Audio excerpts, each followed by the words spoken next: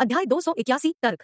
हालांकि जियाओ लो दूसरी मंजिल पर सफाई करते चले गए, फिर भी उनकी बातचीत की सामग्री उनके कानों में चली गई, जिसमें एक भी पत्र नहीं गिराया गया था। इस बारे में उन्होंने केवल इसे हंसकर टाल दिया। यह उसके दिल में थोड़ी सी भी लहर नहीं डाल सकता था। ग्रामीण इलाकों में पुरानी पीढ़ी इस तरह सोचती थी। और तो और वे उसके चाचा और चाची थे।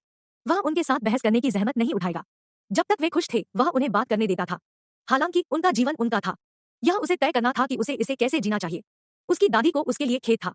जब उसने लोगों को बाहर अपनी जीभ हिलाते हुए देखा तो वह बाहर भागी और उन्हें जहां तक हो सके दूर जाने के लिए कहा और उसके दरवाजे पर गिब्बेश मारना बंद कर दिया। यदि आप बहुत ऊब गए हैं तो जाएं और अपने खेतों को साफ करें। दूसरों के दरवाजे पर बकवास करना बंद करो। क्या तुम्हें डर नहीं है कि स्वर्ग तुम्हें जीवन भर मुंह बने रहने की सजा देगा? डेंगफेंग, हम जियाओ लो के बारे में बुरी तरह से बात नहीं कर रहे हैं, अंधेरे चमड़ी वाली महिला ने नाराजगी से भरे चेहरे के साथ कहा। हम सिर्फ जीवन में उनके सबसे महत्वपूर्ण मामले के बारे में चिंतित हैं। क्या आपके लिए हमें इस तरह से कोसना वास्तव में अच्छा है? मेरा पोता एक अच्छा दिखने वाला आदमी है, उसकी दादी ने कहा। उन्होंने कहा, वह अपने करियर में भी काफी सक्षम है। आपको अपने व्यवसाय के बारे में चिंता करने की जरूरत नहीं है। वह इसके साथ किया गया था। उसके पड़ोसी लगातार पूछ रहे थे कि क्या उसके पोते जियाओ लो को लक्ष्य था कि वह कब शादी करेगा और बाद में कुछ व्यंग्यात्मक टिप्पणी की। यह सिर्फ व्यवहार से संबंधित नहीं था। यह सीधा मजाक था। ये लोग उनके ठीक सामने शियाओ लो का मजाक उड़ा रहे थे। वह इसमें से कुछ भी बर्दाश्त करने में असमर्थ था। हाँ, वह अच्छा दिख रहा है, बाकी सभी की तुलना में बेहतर है, अंधेरे चमड़ी वाली महिला ने गुस्से के साथ कहा। लेकिन यह पता चला है कि उसे एक पत्नी भी नहीं मिल रही है। चाची ताओक्सी के अलावा हर किसी ने अपने चेहरे पर अलग अलग डिग्री की मुस्कान प्रकट की। वे एक नाटक को देखने के लिए तरस रहे थे। वे बस बहुत ऊब गए थे। ऐसा हुआ कि ऐसा कुछ उन्हें उनकी बोरियत से छुटकारा दिला सकता है और उनके अवकाश के समय चर्चा का विषय बन सकता है। शियाओ लो की दादी को इतना गुस्सा आया कि उनका चेहरा लाल हो गया। उसने सांवली चमड़ी वाली महिला की ओर इशारा किया और गुस्से में कहा, एक युआन, आप अपने बेटे को भी अनुशासित नहीं कर सकते। वह शराब पीता है, जुआ खेलता है, चिल्लाता है और यहाँ तक कि कई बार पुलिस स्टेशन में बंद भी किया गया था। आपको मेरे पोते के बारे में बात करने का क्या अधिकार है? जब एक युवान जिसके पास गहरे रंग की त्वचा थी ने यह सुना तो वह तुरंत भड़क उठी। उसका चेहरा लाल हो गया। वह और भी गहरा लग रहा था। उसने गुस्से में उसे देखा। कितना अच्छा बेटा है तुम्हारा भी। उसने अपना सारा सामान इस उम्मीद में खड्डों में फेंक दिया कि मिट्टी के उस ढेर से सोना निकल आएगा। वह पूरे साल एक कुत्ते के रूप में व्यस्त रहा है, लेकिन मैंने उसे कोई महत्वपूर्ण राशि कमाते हुए नहीं देखा। इस बीच आपका पोता, ठीक है, वह पहले से ही छोटा नहीं है, लेकिन एक पत्नी का उल्लेख करने के लिए उसके पास कोई लक्ष्य भी नहीं है। कोई फर्क नहीं पड़ता कि मेरा बेटा कितना बेकार है, उसने खुद को एक अच्छी पत्नी पाया और एक अच्छा बेटा पैदा किया। तो आपके परिवार ने क्या हासिल किया है? अगर यह बात फैलती है तो हर कोई आपके परिवार पर हंसेगा कि वे आपके दरवाजे पर एक पोती की शादी करने में असमर्थ है।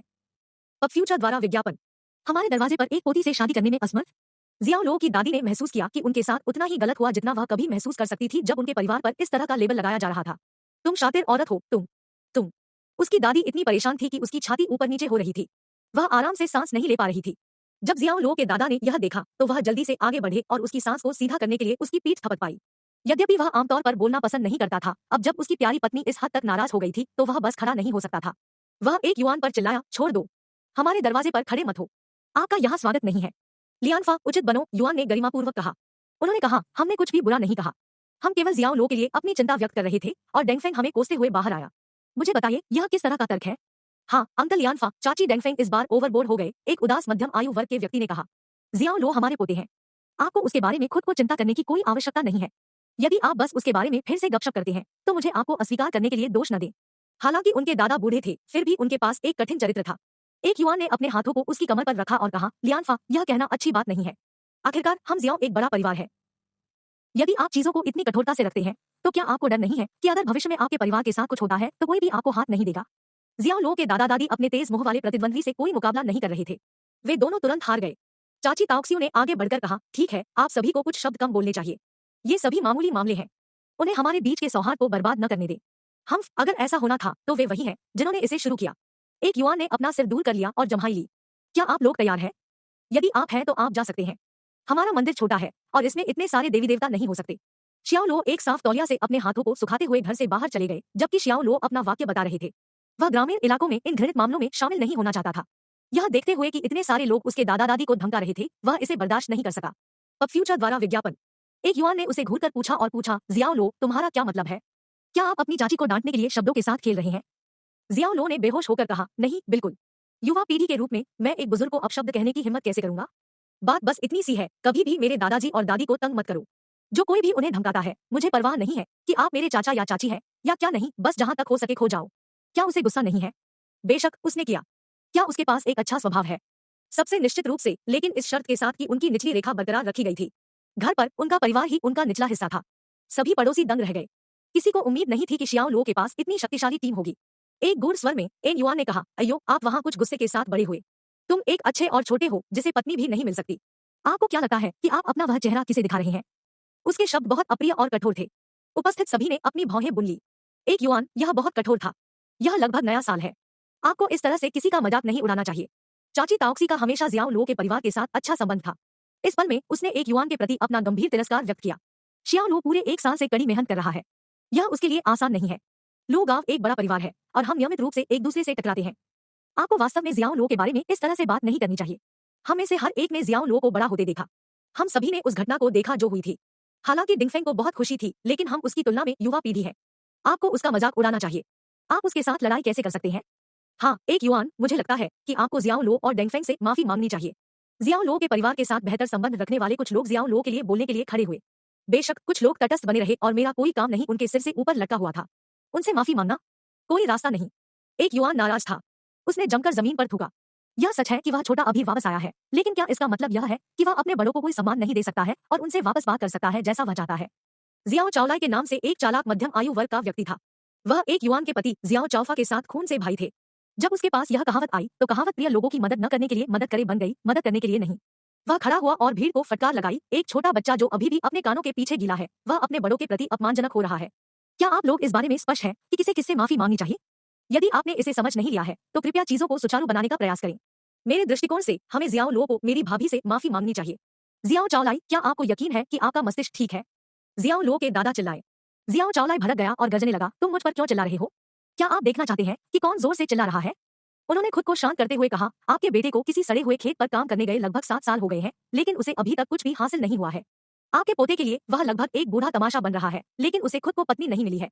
इसे अच्छे शब्दों में कहें तो आपका पोता आकर्षक है। इसे एक अप्रिय तरीके से रखने के लिए आपके परिवार का सारा पैसा मिट्टी के उस ढेर में फेंक दिया गया था और आपके पास पत्नी पाने के लिए कोई पैसा नहीं बचा है। अध्याय 282, 5 भाई। जियाओ चावलाई के शब्द एक तेज खंजर की तरह थे जो जियाओ लो के दादा दादी के दिल में गहराई से छुरा घोंप रहे थे।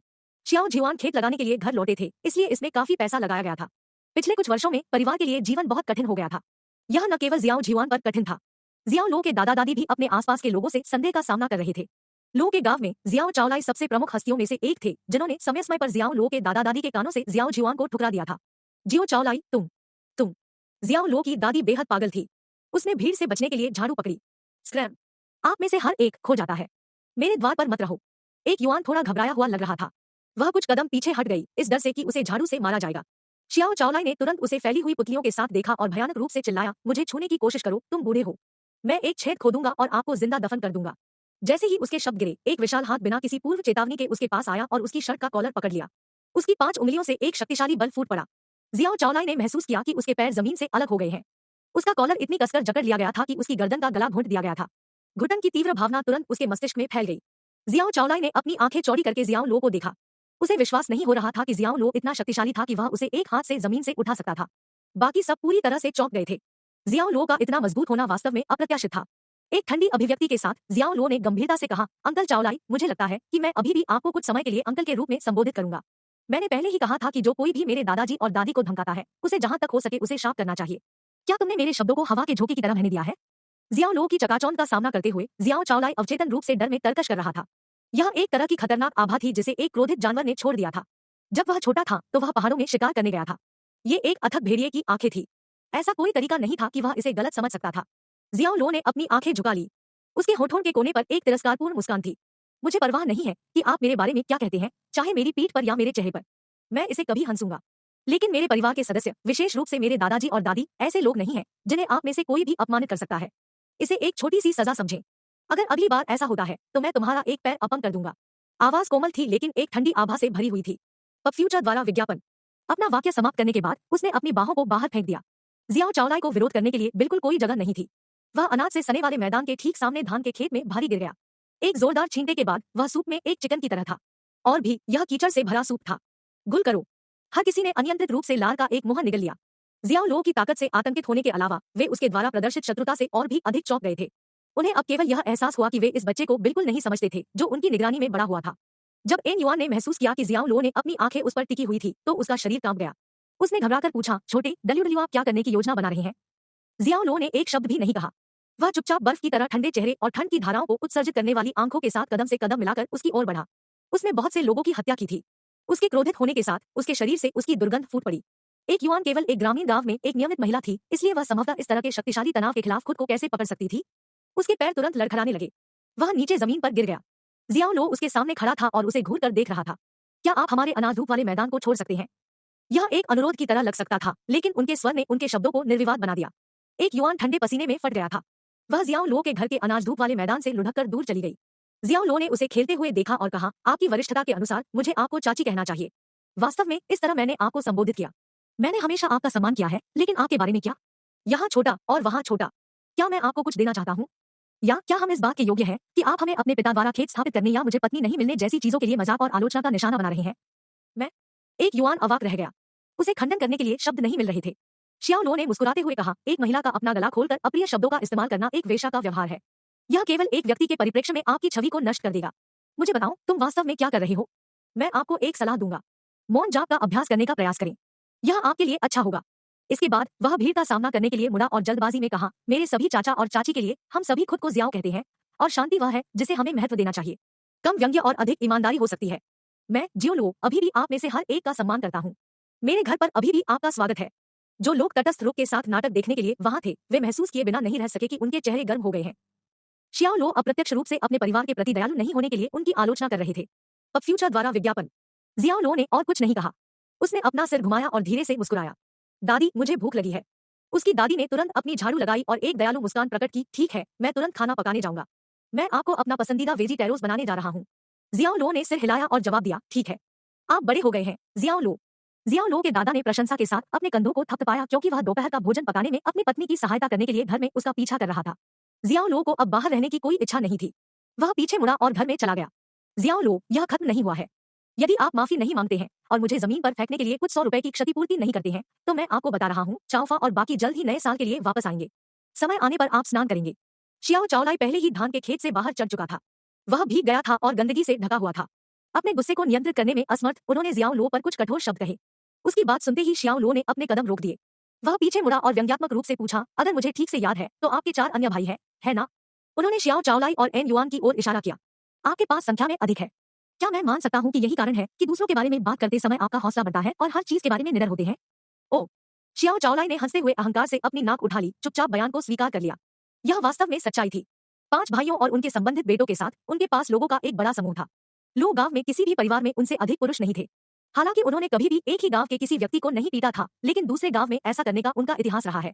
वजह यह थी कि उनके एक बेटे की पत्नी तलाक की जिद पर अड़ी तो पांचों भाई लड़की के घर पर कहर बरपाने चले गए। उन्होंने उसके परिवार को पीटा था।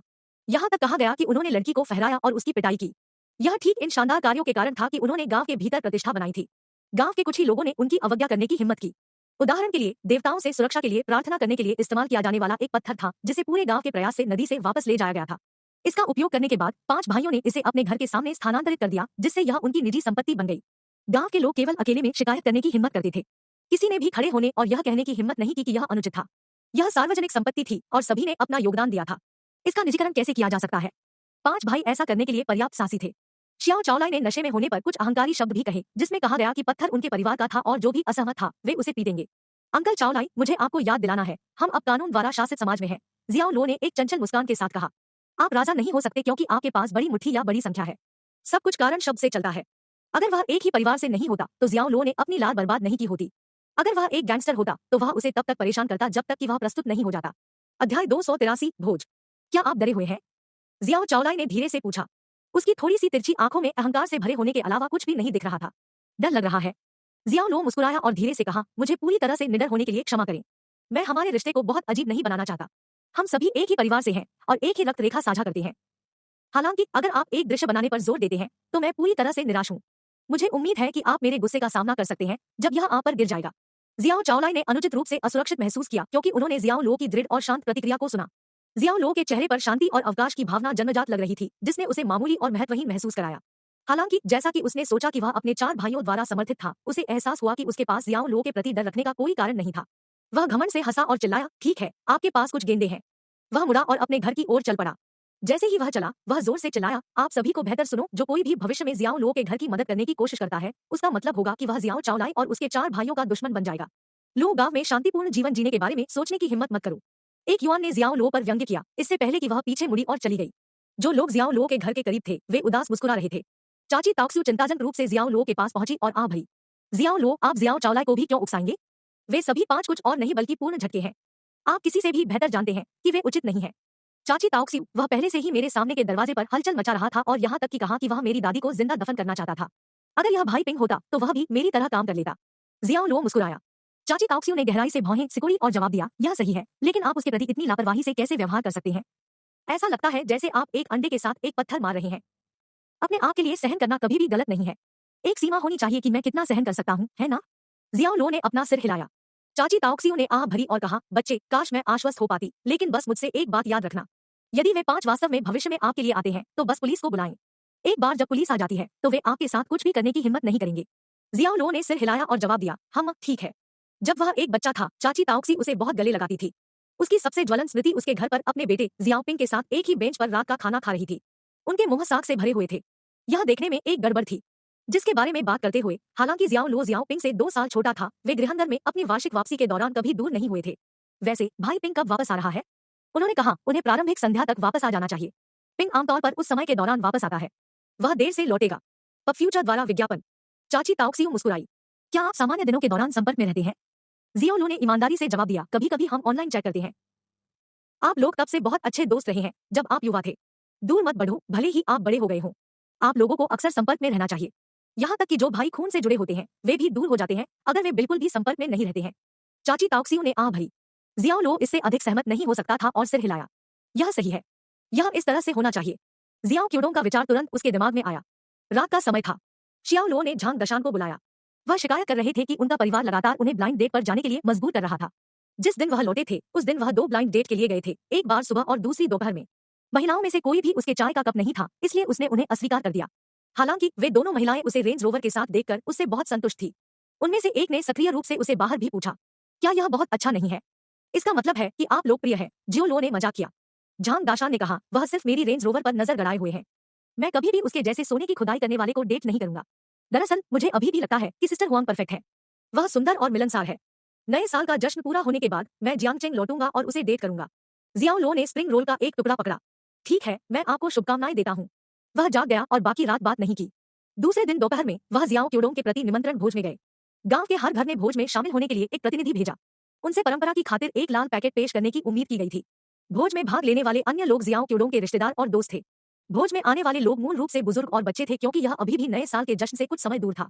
नौकरी के लिए बाहर गए अधिकांश युवा अभी भी गांव के बाहर काम कर रहे थे। जियो लो के लाल पैकेट में 666 थे। 3 छक्कों ने दर्शाया कि सब कुछ उनकी इच्छा के अनुसार सुचारू रूप से होगा। जियाओ लो अपने मेहमानों के साथ बातचीत कर रहे क्यूडोंग के पास गए और उन्हें लाल पैकेट दिया। डोंगुआ, एक बच्चा होने पर बधाई। जियाओ लो, मेरे भाई, आप आखिरकार आ गए हैं। लाल पैकेट प्राप्त करते ही जियाओ क्यूडोंग मुस्कुराया। उसने इसे अपने सूट की भीतरी जेब में रख दिया। उन्होंने जियाओ लो के कंधे को भाई जैसा थपथपाया और कहा, हमने आज मेहमानों की संख्या को कम करके आका है और हम सभी को समायोजित नहीं कर सकते। भाई, बगल में मेरे चाचा के घर से डाइनिंग टेबल को यहाँ ले जाकर मुझ पर एहसान करें। बहुत बहुत धन्यवाद। हम ठीक है। जियाओ लो ने सिर हिलाया और तुरंत सहमत हो गए। पब फ्यूचर द्वारा विज्ञापन। जियाओ क्यूडोंग की रैली के तहत बच्चों का एक समूह जो लगभग 7 या 8 साल का था दिखाई दिया। उन्होंने उनमें से हर एक को कैंडी का एक बड़ा भंडार दिया और उन्हें बेंचों को स्थानांतरित करने में जियाओ लो की मदद करने के लिए कहा। तो जियाओ लो उनके बीच बड़े बच्चे की तरह था। उन्होंने पड़ोसी के घर से डाइनिंग टेबल को स्थानांतरित करने के लिए बगल के बच्चों का नेतृत्व किया। यिजिन जिंग और मर्केनरीज के राजा के संविधान के साथ जियाओ लो ने सिर्फ एक डाइनिंग टेबल को हिलाने से पसीने की एक बूंद भी नहीं तोड़ी होगी। हालांकि जैसे ही वह मेज पर बैठ गया और बैठने की तैयारी कर रहा था, जियाओ क्यूडोंग कहीं से भी दिखाई नहीं दिया और उसे पीछे से थपथपाया। ओह मेरे भाई, हमारे पास भोज नौकरों के लिए गंभीर रूप से कम कर्मचारी है। आप मुझे एक हाथ उधार क्यों नहीं देते और रसोई में जाकर कुछ व्यंजन क्यों नहीं परोसते? बहुत बहुत धन्यवाद। इससे पहले कि जियाओ लो प्रतिक्रिया दे पाता, जियाओ क्यूडोंग ने उन शब्दों को कहने के तुरंत बाद अन्य मेहमानों को उत्साहपूर्वक जाने के लिए छोड़ दिया। जियाओ लो थोड़ा नाराज था और सोचा, क्या मुझे भोज में भाग लेने या भोज में सेवा करने के लिए आमंत्रित किया गया था? वह धीरे से मुस्कुराया और इसे स्वीकार करने का फैसला किया। उसने एक एप्रन पहना और व्यंजन परोसने में मदद करने के लिए रसोई में चला गया। बाकी मेहमान सभी बैठे थे और खुदाई करने के लिए तैयार थे। लो, आप वापस आ गए हैं और क्यूडोंग को व्यंजन परोसने में मदद कर रहे हैं। आप लोग बहुत करीब हैं। हाँ, लो और क्यू प्राथमिक विद्यालय से सहपाठी थे और वे एक दूसरे के बहुत करीब रहते थे। बेशक वे करीब होंगे। उन्होंने कहा, ज्यादातर व्यंजन परोसे जा चुके हैं। लो, आओ बैठो और खुदाई करो। चूंकि वे सभी एक ही गांव से थे, इसलिए उन सभी ने जियाओ लो को पहचान लिया। कुछ चाचा और चाची ने बड़े उत्साह के साथ जियाओ लो का स्वागत किया। जियाओ लो मुस्कुराए और विनम्रता से जवाब दिया, चाचा और चाची, आप लोगों को पहले खुदाई करनी चाहिए। मैं बढ़िया हूँ। डोंगो ने मुझे पहले से कुछ खाना दिया। तो यही बात है। आप लोग बहुत करीब हैं। एक चाची मुस्कुराई। खाने की मेज के पास एक युवान बैठा था। उसने देखा कि जियाओ लो व्यंजन और पेय परोस रहा था। वह तुरंत चिल्लाई, जियाओ लो, हम यहाँ चाय से बाहर हैं। अब यहाँ एक ताजा बर्तन लाओ। जियाओ लो ने एक गहरी सांस ली और अपने मन की स्थिति को समायोजित किया। वह कुछ गर्म चाय लेने के लिए मुड़ा और इसे युआन की मेज पर पहुंचा दिया। जब वह जा रहा था तो वह एन युआन की व्यंग्यात्मक टिप्पणी सुन सकता था। वास्तव में एक अच्छा बच्चा जो भोज में भी नहीं खा सकता है और इसके बजाय सेवा करने की आवश्यकता है। जियाओ लो कोई ऐसा व्यक्ति नहीं था जो आसानी से नाराज था, लेकिन वह वास्तव में अपमानित और क्रोधित महसूस कर रहा था। उसके शरीर में आंतरिक बल अनियंत्रित रूप से चलने लगा। इसने पूरे वातावरण में हवा को प्रभावित किया था। केंद्र के रूप में उसके साथ एक तूफान बनने वाला था। जमीन पर धूल उड़कर हवा में उड़ गई थी।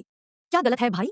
जियाओ क्यूडोंग अन्य मेहमानों की देखभाल कर रहा था, लेकिन वह जियाओ लो की जांच करने के लिए जल्दी में आया जब उसने देखा कि उसका चेहरा अजीब था। शियाओ लो ने एक मुस्कान को मजबूर कर दिया क्योंकि उन्होंने अपने करीबी रिश्तों के बारे में सोचा था जब वे छोटे थे। उसने अपने भीतर की आग को बुझाया और जवाब दिया, यह कुछ भी नहीं है। अगर कुछ भी नहीं है तो व्यंजन परोसने में मेरी मदद करते रहें। उन तालिकाओं को देखो, उन सभी को मछली की गेंदों की एक प्लेट की कमी है। रसोई में जांच करें और देखें कि क्या गलत है। आपको व्यंजनों की संख्या को गड़बड़ नहीं करना चाहिए।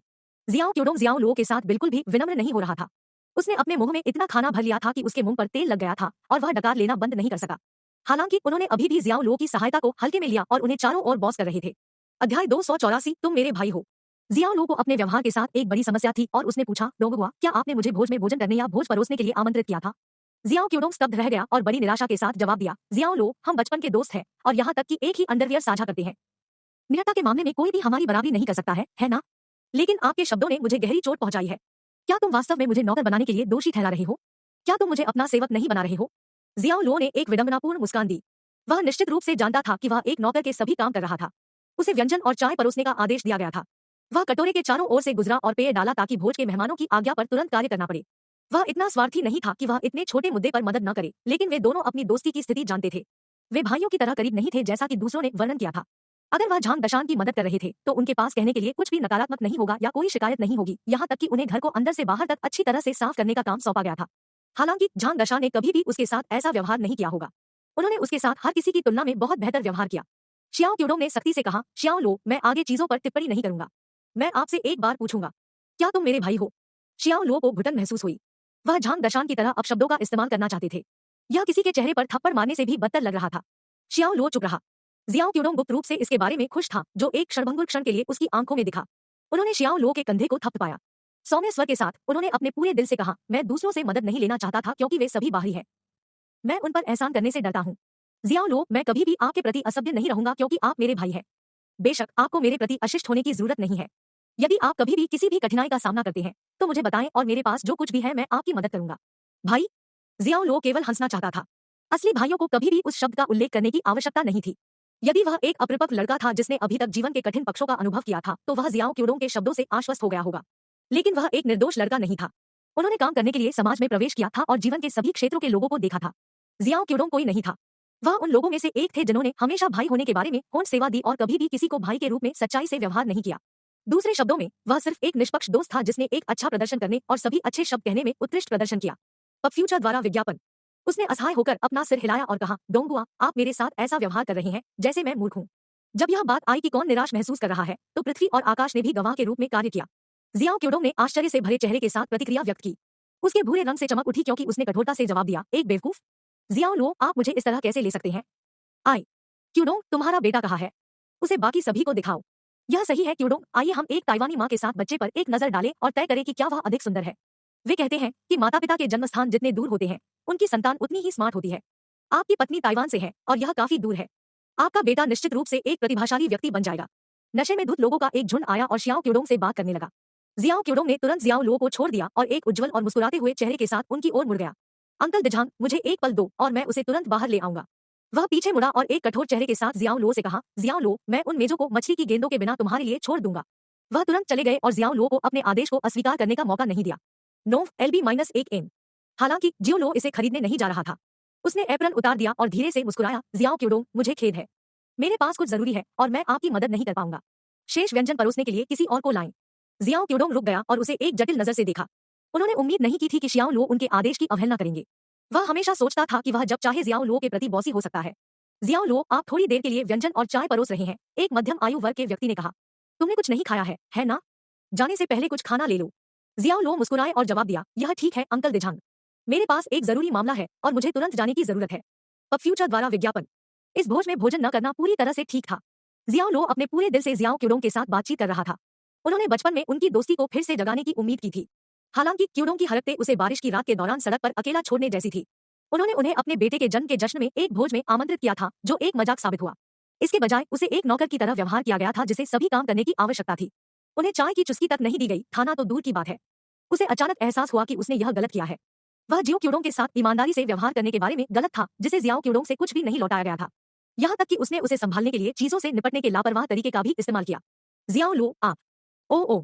शियाओ क्यूडोंग कुछ कहना चाहते थे लेकिन चुप रहे। उसने एक लंबी आह भरी और कहा, ठीक है, यह मेरी गलती है। मुझे आपसे मदद करने के लिए नहीं कहना चाहिए था।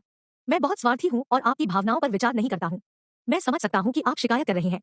क्या आप जाने से पहले कुछ खाना खा सकते हैं? जाने से पहले कुछ खाना खा लें। जियाओ लो उस विशाल मैदान पर भोज को देखकर फूट फूट कर मुस्कुराए, जिसका इस्तेमाल अनाज को सुखाने के लिए किया जाता था। हर मेज एक गड़बड़ थी और भोजन समाप्त होने वाला था। कई लोग टूथपिक से अपने दांत उठा रहे थे। अगर बैठकर खुदाई की जाए तो इसका क्या मतलब होगा? क्या वह सिर्फ एक सुअर था जो कबाड़ को साफ करता था, या एक आवारा कुत्ता जो बचे हुए भोजन को खिलाता था? जियाओ देजांग लो गांव के सचिव थे। वह तेज दिमाग वाला स्मार्ट आदमी था। शियाओ लो की बातें सुनकर वह जल्दी से पूरा मामला समझ गया था। जियाओ लो शायद जियाओ क्यूडोंग के उसके प्रति बॉसी रवैये से नाखुश था, साथ ही उसने उसे भोजन और चाय परोसने का आदेश दिया।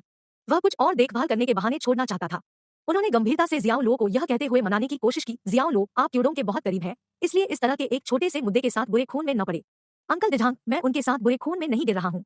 हम बहुत करीब हैं। एक बार के लिए जियाओ लो ने नाटक किया कि उनका रिश्ता उससे कहीं अधिक था। यदि आप अभी भी उसके करीब हैं, तो जाने से पहले कुछ भोजन करें, जियाओ देजांग ने कहा। शियाओ क्यूडोंग ने इस अवसर का लाभ उठाने में उत्कृष्ट प्रदर्शन किया। वह चीनी सफेद शराब के 2 गिलास लाया था। उन्होंने मुस्कुराते हुए चेहरे के साथ जियाओ लो से बात की। भाई, आज मेरी गलती है क्योंकि मैंने आपकी भावनाओं पर विचार नहीं किया। आओ एक टोस्ट ले और आज रात हर दुख को भूल जाएं। जियाओ लो की आंखों में इस बात की परवाह किए बिना कि उसने इसे कैसे देखा, वह मुस्कान नकली थी। यह दिखाकर कि वह वरिष्ठों के सामने बहुत उचित और उदार था, इसने उसके असहनीय होने के विरोधाभास को शांत कर दिया। जियाओ क्यूडोंग ने पहले से ही लोगों को कोनों में धोखा देने की क्षमता में महारत हासिल कर ली थी। वह किसी को बेहद क्रोधित महसूस करा सकता था, फिर भी उसके द्वारा बनाई गई परिस्थितियों के कारण कोई फूट नहीं सकता था। वह दोनों से भी ज्यादा था। उनके शब्द उनके कार्यों से बहुत अलग थे, जो वास्तव में उनके द्वारा किए गए कार्यों से भी अलग थे। जियाओ लो ने इस मजबूर स्क्रिप्ट के साथ खेलने का फैसला किया और एक विरोधी के रूप में काम किया। वह मुस्कुराया और जवाब दिया, ठीक है, हम वैसा ही करेंगे जैसा आप कहेंगे, लेकिन इस तरह से नहीं। उसने बोलते समय में से हॉर्स रेडिश और वसाबी पेस्ट की एक ट्यूब पकड़ी। ये सभी नई चीजें थी जो जियाओ क्यूडोंग अपने साथ वापस लाई थी। उसने जियाओ क्यूडोंग के गिलास में आधा ट्यूब निचोड़ा और इसे चॉपस्टिक से हिलाया। एक चमकदार मुस्कान के साथ उन्होंने कहा, हम इसे इस तरह से पिएंगे, डोंगुआ। आप इसके खिलाफ नहीं है ना? जियाओ क्यूडोंग का चेहरा थोड़ा बदल गया। उसकी आंखें खुली हुई थी। उन्होंने जवाब दिया, जियाओ लो, क्या आपको वास्तव में लगता है कि यह मानव उपभोग के लिए है?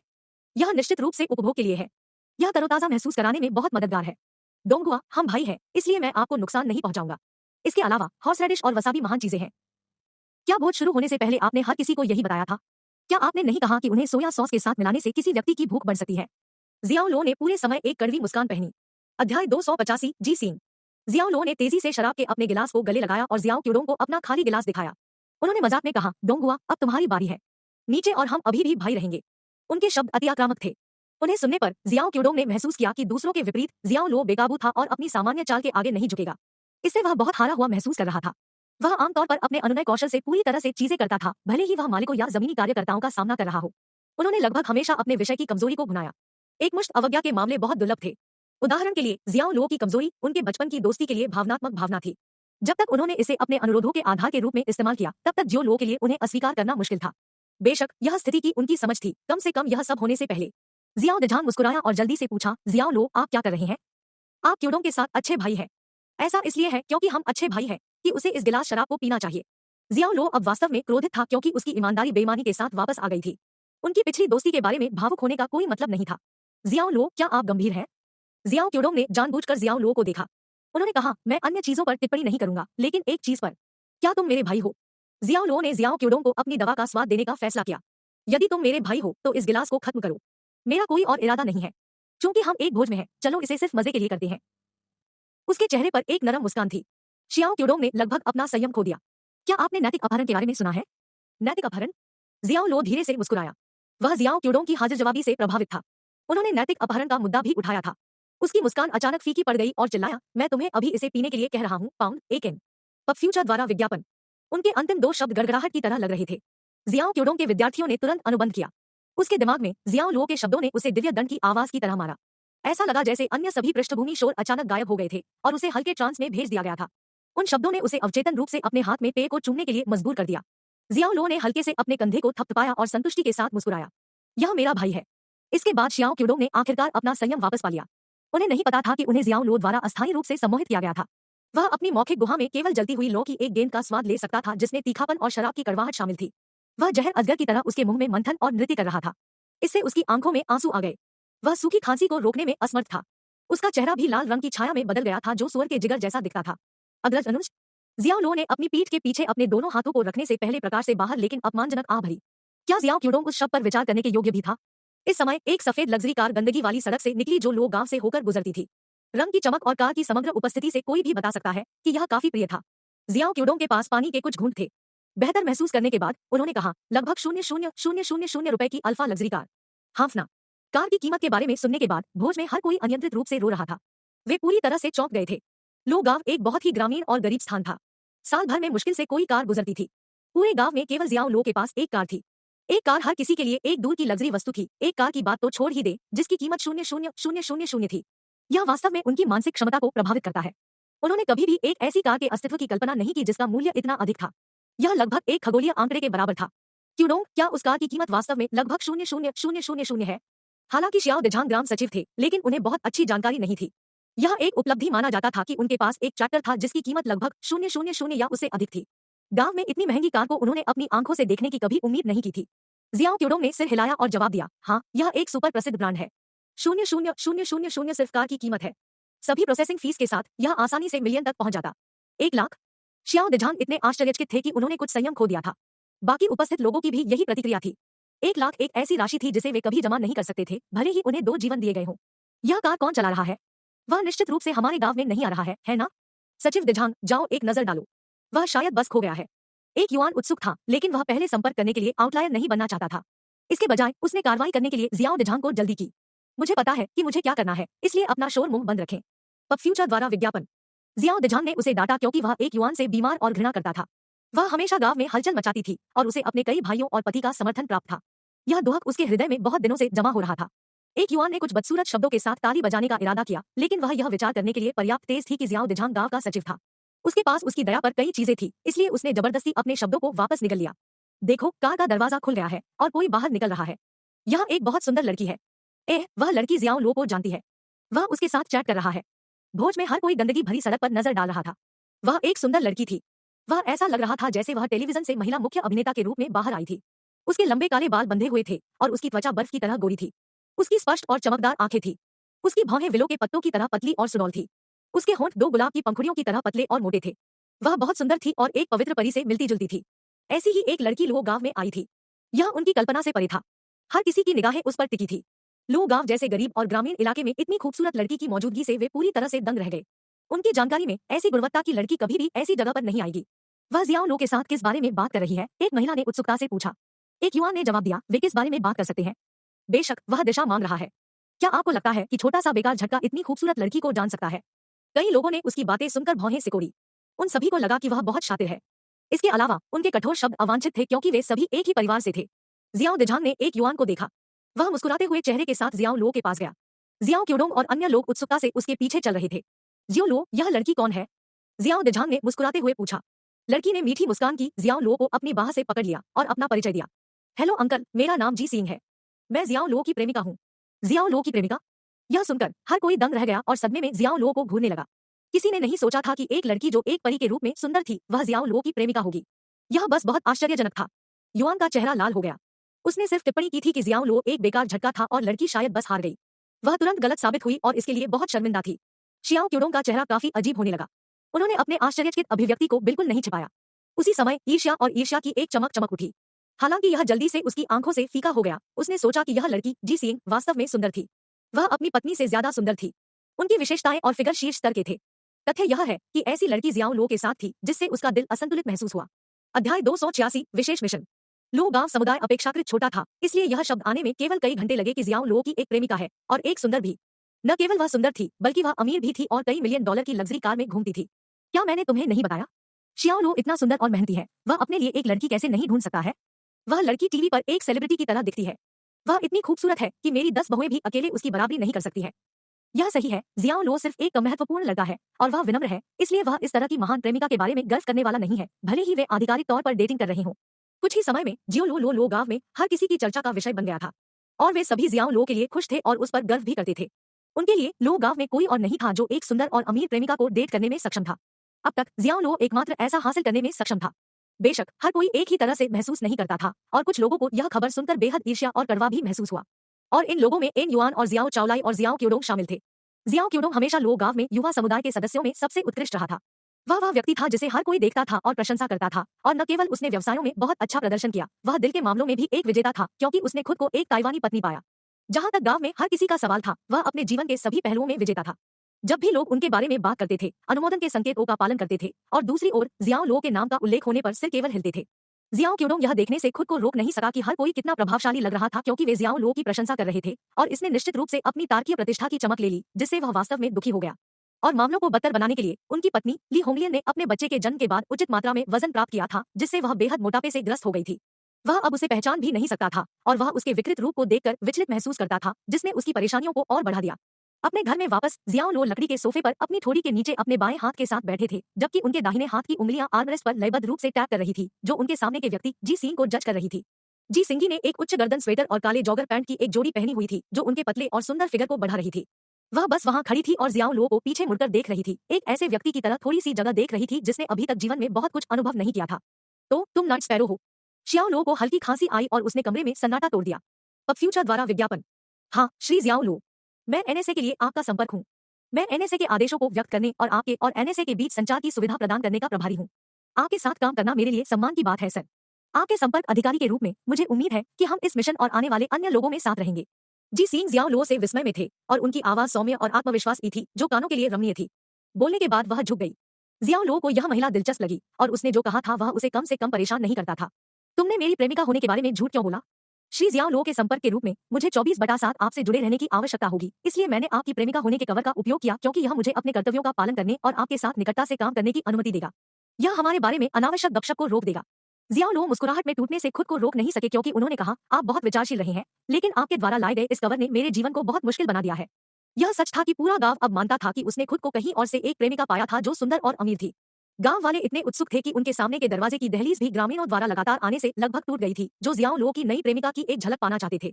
सौभाग्य से उसके दादा दादी उन्हें भूतल पर रख रहे थे, या वे निस्संदेह दूसरी मंजिल पर आक्रमण करते और इसे गीले बाजार में बदल देते। जब जी सिंग ने जियाओ लो को यह कहते सुना, तो ऐसा लगा जैसे एक चाकू उसके दिल में गिर गया था, और वह अंदर से कांप रही थी। फिर से झुकते हुए उसने कहा, मुझे खेद है श्री जियाओ लो, मुझे नहीं पता था कि यह आपके जीवन को मुश्किल बना देगा। मुझे उन्हें समझाने दे। बोलने के बाद वह नीचे की ओर मुड़ी। वापस आओ, आपको ऐसा करने की जरूरत नहीं है। जियाओ लो शब्दों के लिए खो गया था। स्थिति पहले से ही जटिल थी, और उसके लिए समझाने और मामलों को बदतर बनाने का कोई मतलब नहीं था। रोजर। जी सिंग तुरंत रुक गई, और अब वह बस अपने हाथों को हिलाते हुए वहां खड़ी थी, एक बच्चे की तरह लग रही थी जिसने गलत किया था। आप आराम से रह सकते हैं। आराम करो, बस खुद बनो। जियाओ लो ने अपने लिए एक कप चाय डाली और उसके लिए दूसरा। फिर उसने उसे पास किया और कहा, कृपया कुछ चाय पी ले। जी सिंग इशारे से चौंक गया, और वह तुरंत दोनों हाथों से चाय का कप स्वीकार करने के लिए उसकी ओर बढ़ी। श्री जियाओ लो, धन्यवाद, उसने कहा। जियाओ लो ने अपना सिर थोड़ा झुकाया। श्री जियाओ लो के लगातार उपयोग से भ्रमित होकर खुद से सवाल किया कि क्या वह उसका संपर्क या उसके अधीनस्थ था। वह असहनीय रूप से विनम्र थी, और यह उसे मिल रहा था। बुझांगो ने कहा कि आप 20 लेवल सी सैनिकों के साथ आए थे। पब फ्यूचर द्वारा विज्ञापन। यह सही है। अब वे कहाँ हैं? उन्हें श्री जियाओ लो के माता पिता के खेत के आसपास तैनात किया गया है, और उनकी रक्षा के लिए इसकी परिधि के चारों ओर गुप्त रूप से बचाव तैयार किया गया है। हमले की स्थिति में वे श्री जियाओ लो के माता पिता को कोबरा मर्केनरीज के किसी भी संकेत का पता चलने के बाद दूर ले जाएंगे, जी सिंग ने कहा। जियाओ लो ने सिर हिलाया, और यह सुनकर प्रसन्न हुआ, और उसका मन अब अपने परिवार की सुरक्षा की चिंता से मुक्त हो गया था। 20 तरसी सैनिक कोबरा मर्केनरीज को हराने में सक्षम नहीं हो सकते हैं, लेकिन वे अपने माता पिता की सुरक्षा की गारंटी देने के लिए पर्याप्त थे। उसने सीधे जी सिंग को फिर से देखा और पूछा, आपका स्तर क्या है? श्री जियाओ लो, मैं एक लेवल सी सैनिक हूँ, जी सिंग ने सम्मान के साथ थोड़ा झुकते हुए जवाब दिया। लेवल सी सैनिक? अभी भी लकड़ी के सोफे पर बैठे जियाओ लो की आंखें तिरछी हो गई, क्योंकि वह उसे घूरना जारी रखता था। बिना किसी चेतावनी के वह अपने दाहिने हाथ से प्रहार करते हुए जी सिंग पर झुक गया, जो अब ब्लेड की तरह नुकीली उंगलियों के साथ एक पंजे में बन गया है। उसके पंजे की उंगलियां तेजी से हवा में गिरी और जी सिंग की खुली गर्दन पर बंद हो गई। जी सिंग की सजगता तेज थी, वे हमले से थोड़ी देर के लिए बच गए, फिर जवाबी हमला करने के लिए वापस चले गए। हालांकि जियाओ लो ने उसकी गतिविधियों को बारीकी से छाया दिया, जिससे उसे पैंतरेबाजी करने की कोई जगह नहीं मिली। जैसे ही उसने अपना रुख बदला, उसके पंजे का हाथ उसके पीछे चला गया, जिससे उसका गोलमोल प्रयास व्यर्थ हो गया। उसने जल्दबाजी में चाय का कप गिरा दिया और अपने बाएं हाथ का इस्तेमाल जियाओ लो के प्रहार को रोकने के लिए किया, क्योंकि उसके दाहिने हाथ ने एक साथ उसकी कमर से एक खंजर खींचा था। तेजी से अपनी दाईं ओर बढ़ते हुए उसने ब्लेड को जियाओ लो की खुली छाती में डाल दिया। उसका दिमाग पूरे समय शांत रहा, और उसकी प्रतिक्रियाएं सहज और तेज थी, जो उसके उत्कृष्ट प्रशिक्षण और कंडीशनिंग का परिणाम थी। लेकिन इससे पहले कि उसका खंजर अपने इच्छित लक्ष्य तक पहुंचता, जियाओ लो ने पहले उसके पेट में पुष्किक से वार किया, जिसने तुरंत उसका हमला तोड़ दिया। खुद पर नियंत्रण पाने से पहले उसे कई कदम पीछे हटने के लिए मजबूर किया गया था। इससे पहले कि वह इसे जानता था, यह सब खत्म हो गया था। यदि यह एक दुश्मन के साथ वास्तविक लड़ाई थी, तो आदान प्रदान के परिणामस्वरूप मृत्यु हो गई होती। श्री जियो लो, आप। जी सिंह ने दर्द में अपना पेट पकड़ा और जियाओ लो को एक प्रश्नात्मक दृष्टि से देखा। NOVELBIN। बस अपने कौशल स्तर का परीक्षण करें। जियाओ लो ने जी सिंह को चाय का कप सौंप दिया, जिसे उसने अपना चाकू निकालने के लिए गिरा दिया था, और चाय की एक भी बूंद नहीं बिखरी थी। जी सिंह चुप रहने के लिए दंग रह गए और विश्वास नहीं कर सके कि जियाओ लो अपने चाय के कप को इतनी तेजी से पकड़ सकता है कि उस संक्षिप्त क्षण में उन्होंने हमलों का आदान प्रदान किया। लेवल सी सैनिक के रूप में आपका कौशल स्तर उत्कृष्ट है। कृपया मेरे दादा दादी की सुरक्षा सुनिश्चित करने के लिए अधिक प्रयास करें। मैं यहाँ रह सकता हूँ, लेकिन मुझे यकीन नहीं है कि मैं उन्हें सुरक्षित रखने के लिए हमेशा वहाँ रहूंगा। जी सिंह ने जियाओ लो से कप लिया और सिर हिलाया। रोजर। सच्चाई यह थी कि जी सिंह जियाओ लो के साथ पूरी तरह से ईमानदार नहीं थे और उनके परिवार को सुरक्षा प्रदान करना केवल इसका हिस्सा था। NSA की अपनी जांच के अनुसार शियाओ लो ने अपनी युवावस्था से लगभग आधे साल पहले तक एक औसत और साधारण जीवन व्यतीत किया था। NSA आश्वस्त थे कि एक रहस्य था कि उन्होंने अपनी ताकत कैसे प्राप्त की, और यह उसके विशेष मिशन का दूसरा हिस्सा था, जियो लो के रहस्य का पता लगाने के लिए। जियो लो से धीरे धीरे लेकिन निश्चित रूप से इसे खोदने के लिए जी सिंह एम्बेडेड था। अध्याय 287 इंगित करना। लो गांव पहुंचने से पहले जी सिंह ने जियो लो के डेटा प्रोफाइल का अच्छी तरह से अध्ययन किया था। वह जियांगचेंग में जियाओ लो द्वारा किए गए सब कुछ के बारे में अच्छी तरह से जानती थी, विशेष रूप से उस दुर्भाग्यपूर्ण तूफानी रात में लांग संकुई की हवेली में नरसंहार। रिपोर्ट ने उसकी रीढ़ की हड्डी को ठंडा कर दिया और उसे विश्वास दिलाया कि वह मानव वेश में एक राक्षस था।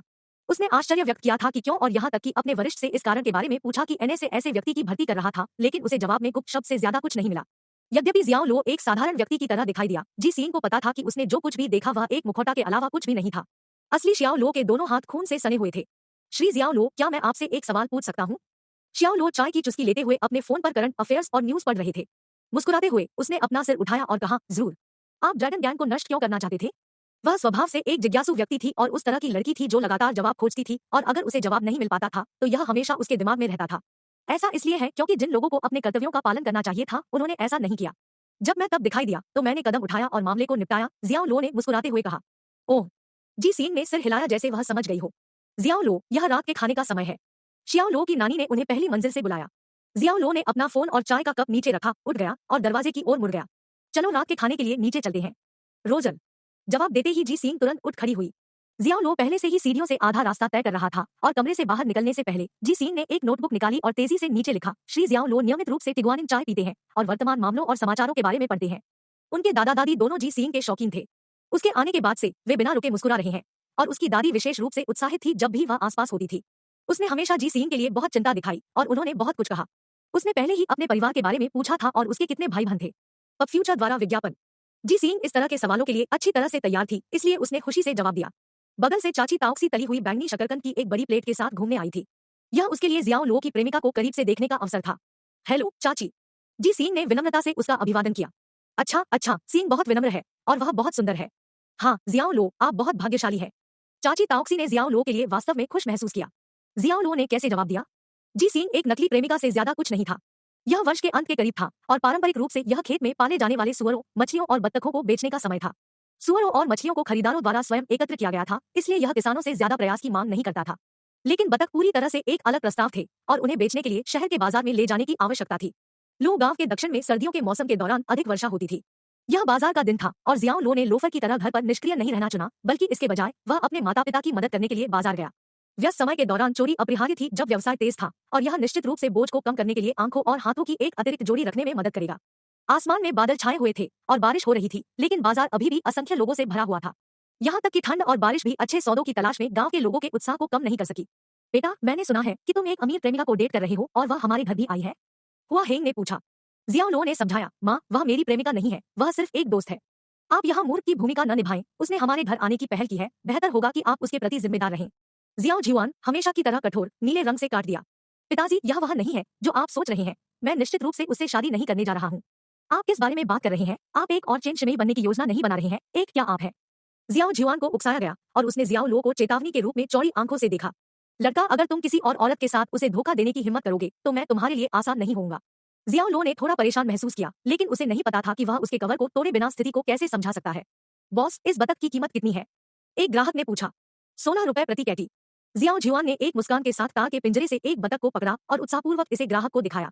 उन्होंने कहा, एक नजर डालें, यह भव्य, अच्छा और मोटा है, और मैं गारंटी देता हूँ कि यह पूरी तरह से घुल गया है, इसलिए पंख तोड़ने की प्रक्रिया सीधी और सरल होगी। अपने आप को एक कर लो। अब फ्यूचर द्वारा विज्ञापन।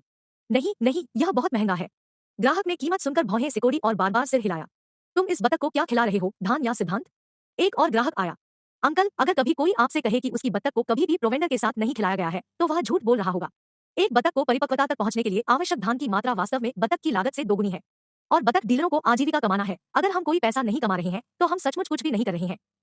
जियाओ झुआन एक ईमानदार और सीधा आदमी था और वह कभी भी ग्राहकों से झूठ नहीं बोलेगा। उस ग्राहक ने अपना सिर हिलाया और कहा, मैं एक बतख खरीदना चाहता हूं जिसे केवल धान के साथ खिलाया गया है। मुझे ऐसा कुछ भी नहीं चाहिए जिसे प्रोवेंडर के साथ खिलाया गया हो। बॉस, इस बतख के सिर पर पंख सफेद क्यों है? मैं आने वाले वर्ष के लिए नए साल के दौरान बलिदान के रूप में देने के लिए एक पंख खरीद रहा हूँ। लेकिन सफेद सिर वाली बत्तख की बलि देना एक बुरा शगुन है। आपकी बत्तखें बहुत मोटी हैं, मुझे इतनी बड़ी नहीं चाहिए। वे सभी नर बत्तख हैं। मैं एक मादा बत्तख खरीदना चाहता था। कई ग्राहक आकर्षक थे और कुछ ने शिकायत भी की, लेकिन जियाओ झुआन और हुआ हेंग ने उत्साही मुस्कान के साथ उन्हें जवाब देना जारी रखा। जियाओ लो बगल से देख रहा था। यह आदमी और औरत दो लोग थे जिन्होंने उसे उठाया था। वे शिक्षित नहीं थे, लेकिन कड़ी मेहनत के माध्यम से परिवार का पालन पोषण करने का बोझ उठाया था। उनके कपड़े बारिश में भीग गए थे, लेकिन वे अभी भी इसके बारे में सचेत हुए बिना वहां खड़े थे। यह कहना गलत होगा कि उन्हें उनके लिए खेद महसूस नहीं हुआ। जियाओ लो तुरंत उनके लिए प्रदान कर सकता था और उन्हें अब एक बेहतर जीवन प्रदान कर सकता था, लेकिन उनके पिता ने इस विचार को सिरे से खारिज कर दिया। हर किसी का अपना सपना था और उसके पिता जियाओ झुआन अलग नहीं थे और वह अपने स्वयं के प्रयास के माध्यम से अपने सपने को साकार करना चाहते थे। पिताजी, मुझे नए साल के बाद खेत संभालने दें, जियाओ लो ने कहा। जब उसने यह सुना, जियाओ झुआन मुड़ा और उसे एक हक्का-बक्का नजर से देखा। उन्होंने कहा, पशुपालन और फसल रोपण आपकी विशेषता नहीं है। जितना आप संभाल सकते हैं, उससे अधिक न लें। मैं गंभीर हूँ, मैं नहीं चाहता कि आप और माँ इस तरह के कठिन जीवन जी रही हैं। आप इसे जानते हैं, मैं आप दोनों के लिए एक बेहतर जीवन दे सकता हूँ और आपको किसी और चीज के बारे में चिंता करने की जरूरत नहीं होगी, जियाओ लो ने कहा। जियाओ झुआन एक गर्वित व्यक्ति था और उसकी गरिमा उसे इस तरह के प्रस्ताव को स्वीकार करने की अनुमति नहीं देगी। आपका अपना व्यवसाय है और आपके पिता भी हैं, उन्हें मिश्रित न करें, उन्होंने कहा। बेटा अंततः जल्द या बाद में अपने पिता के व्यवसाय का उत्तराधिकारी होगा और मेरे मामले में भी ऐसा ही है। क्या इसे जल्दी मुझ पर छोड़ देना बेहतर नहीं है? उनके पास एक बिंदु था और जियाओ झुआन काफी आश्वस्त था। लेकिन जैसा कि उन्होंने इसके बारे में सोचा, बतख बेचना इतनी मांग वाला काम था और मालिक को किसी भी स्थिति के माध्यम से बिक्री जारी रखने के लिए तैयार रहने की आवश्यकता थी, यहाँ तक कि व्यवसाय की खातिर ऐसे बारिश के दिन भी। उन्होंने फैसला किया कि वह नहीं चाहते थे कि जियाओ लो इस तरह के चुनौतीपूर्ण व्यापार में पड़े और उन्होंने कहा, आप एक बॉस बने रहें और इससे दूर रहें। आपके पास नरम और गोरी त्वचा है, आप संभवतः इस व्यवसाय में लंबे समय तक नहीं रह सकते हैं। पिताजी, जब से हम बाजार में आए हैं, आपने केवल 4 बत्तखें बेची हैं। इसे मुझ पर छोड़ दें और मैं आपसे वादा करता हूं कि मैं आधे घंटे में सभी 50 बत्तखों को बेच सकता हूं, जियाओ लो ने कहा। जियाओ झुआन थोड़ा नाराज था क्योंकि एक घंटे में 4 बत्तखों को बेचने में सक्षम होना काफी उपलब्धि थी और उसे इस पर काफी गर्व महसूस हुआ। हालांकि जियाओ लो ने वास्तव में कहा था कि वह आधे घंटे में 50 बेच सकता है, जो उसे मूर्खतापूर्ण साहस की तरह लग रहा था। भले ही वे शब्द उनके बेटे से आए थे, जियाओ झुआन ने अभी भी महसूस किया कि उनके गौरव को चुनौती दी जा रही थी। क्या आपको यकीन है कि आप कर सकते हैं? हम कोशिश क्यों नहीं करते? और अगर मैं इसे हासिल कर सकता हूं, तो हम अपने ऑपरेटिंग मॉडल का उपयोग करके खेत चलाएंगे। बेशक, आप अभी भी मालिक हैं, जियाओ लो ने कहा। जियाओ झुआन नाराज था और उसने उस बात को गंभीरता से नहीं लिया जिसे वह अपमान मानता था। उन्होंने कहा, क्या आपका मतलब है कि मेरा ऑपरेटिंग मॉडल गलत है? जरूरी नहीं कि गलत हो, लेकिन कुछ समस्याएं हैं, जियाओ लो ने जवाब दिया। खेत 7 साल से चल रहा था, लेकिन अभी भी व्यवसाय के प्राथमिक चरण में बना हुआ था। फिर भी उनके माता पिता दोनों खेत शुरू होने के बाद से हमेशा व्यस्त रहते थे।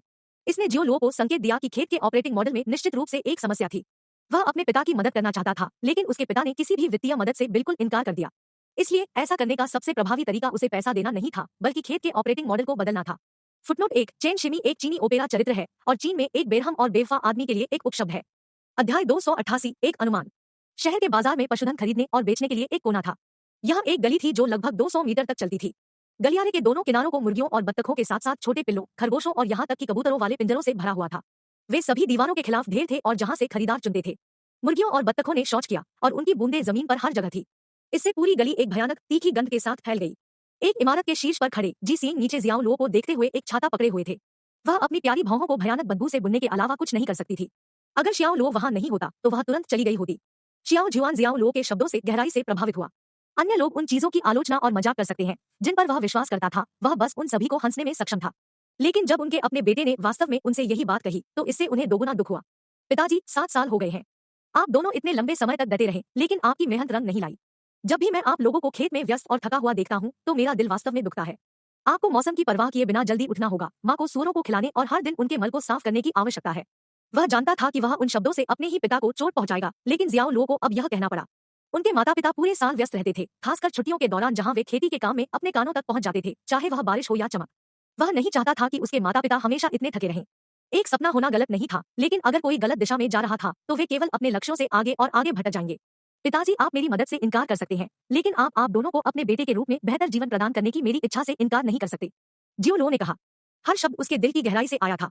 वह कैसे सहज महसूस कर सकता था जब उसके माता पिता अपना जीवन उन खेत जानवरों से बेहतर नहीं जीते थे जिन्हें उन्होंने पाला था। हर साल जब वह घर लौटते थे तो वह उनके चेहरों पर उनके संघर्षों के निशान देख सकते थे।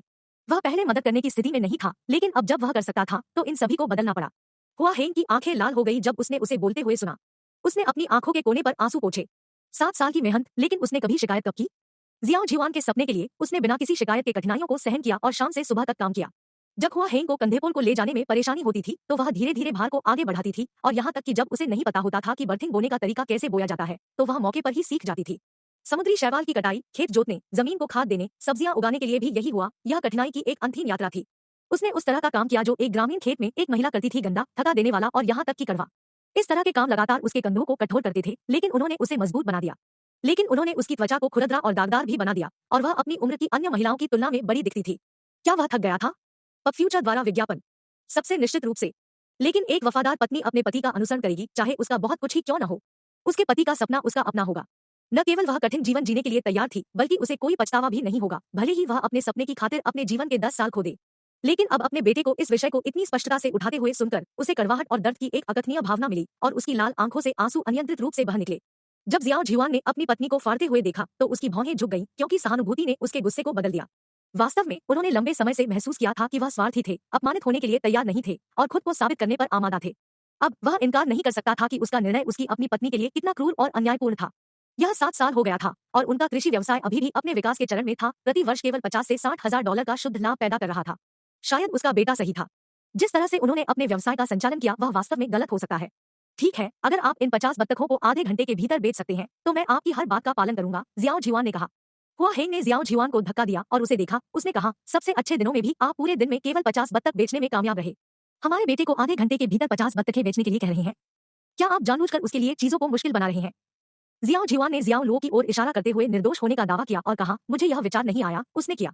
वह यहाँ के बाजार को नहीं जानते हैं, इसलिए उनकी धारणाओं को शाब्दिक रूप से नहीं लिया जा सकता है। मैं कहूंगा कि आधे घंटे के भीतर एक बतख बेचने से काम चल जाएगा। यह हमारे बेटे के लिए अपनी क्षमताओं को साबित करने के लिए पर्याप्त होगा, हुआ हेंग ने कहा, अपने बेटे को दाव जीतने का हर मौका देने का इरादा रखते हुए। है ना? यह बहुत आसान है ना? जियाओ झिवान ने अविश्वसनीय दिखते हुए कहा। है ना? वह यहाँ आप जैसे कई लोगों को नहीं जानता है। आधे घंटे के भीतर एक को बेचने में सक्षम होना पहले से ही आपसे बेहतर है ना? जियाओ झिवान ने अपनी पत्नी द्वारा अपमानित किए जाने के बाद नाराज महसूस किया। ओह, मैं किसी औरत के साथ बहस नहीं करूंगा। जियाओ लो ने मुस्कुराते हुए अपना सिर हिलाया और कहा, पिताजी, माँ, बहस करना बंद करो। मैंने अभी जो कहा था हम उस पर कायम रहेंगे, आधे घंटे में 50 बत्तख। वह चाहता था कि उसके पिता आखिरकार उसकी मदद स्वीकार करने से इनकार करने के अपने जिद्दी पर विचार करें। पब फ्यूचर द्वारा विज्ञापन। जियाओ झिवान ने एक सराहनीय सिर के साथ उसे देखा। दूसरी ओर हुआ हेंग चिंतित दिख रही थी और कहा, बेटा, खुद को ओवररेट मत करो। माँ, मैं नहीं हूँ। मेरा विश्वास करो, ठीक है? अपने सामान्य कठोर दिखने वाले चेहरे के साथ जियाओ झिवान ने जियाओ लो को निष्क्रिय रूप से देखा और कहा, आत्मविश्वास होना एक अच्छी बात है, लेकिन अंधा आत्मविश्वास नहीं है। यहाँ का बाजार ऐसा ही है। हमारे खेत से बत्तख अपेक्षाकृत लंबे विकास चक्र के साथ परिपक्व बत्तख है। वे केवल तभी उपलब्ध होते हैं जब उनके पंख मोलिंग के बाद पूरी तरह से फिर से उगते हैं, इसलिए स्वाभाविक रूप से हमारी कीमतें अधिक होती हैं। बहुत से लोग इस बात से सहमत हैं कि हमारे बत्तख अच्छे हैं, लेकिन इसकी कीमत से डरते हैं। ऐसा नहीं है कि वे इसे बर्दाश्त नहीं कर सकते हैं, लेकिन यहाँ के लोग मितव्ययी होते हैं। वे बेहतर मांस बनावट वाले परिपक्व बत्तखों पर अधिक खर्च करने की तुलना में बत्तख खरीदने के लिए कम खर्च करते हैं जो अभी भी परिपक्व अवस्था में है। आधे घंटे के भीतर 50 बत्तखों को बेचना बिल्कुल असंभव है। मुझे कोशिश करने दो, पिताजी। मुझे समय को चिन्हित करने में मदद करें। जियाओ लो मुस्कुराते हुए पिंजरों में से एक पर कदम रखा और गलियारे पर खड़ा हो गया। मध्यम आयु वर्ग की महिला जिसने कहा कि सफेद सिर वाली बतख खरीदना बुरी किस्मत थी, उसी क्षण वापस लौट गई थी। हालांकि वह अभी भी फैसला नहीं कर सका। शायद उसे अभी भी विचार करने के लिए अधिक समय की आवश्यकता थी। जियाओ लो ने अपने हाथ बढ़ाए और उसे रोक दिया। मिस, क्या आप नए साल के लिए बतख खरीदने जा रहे हैं?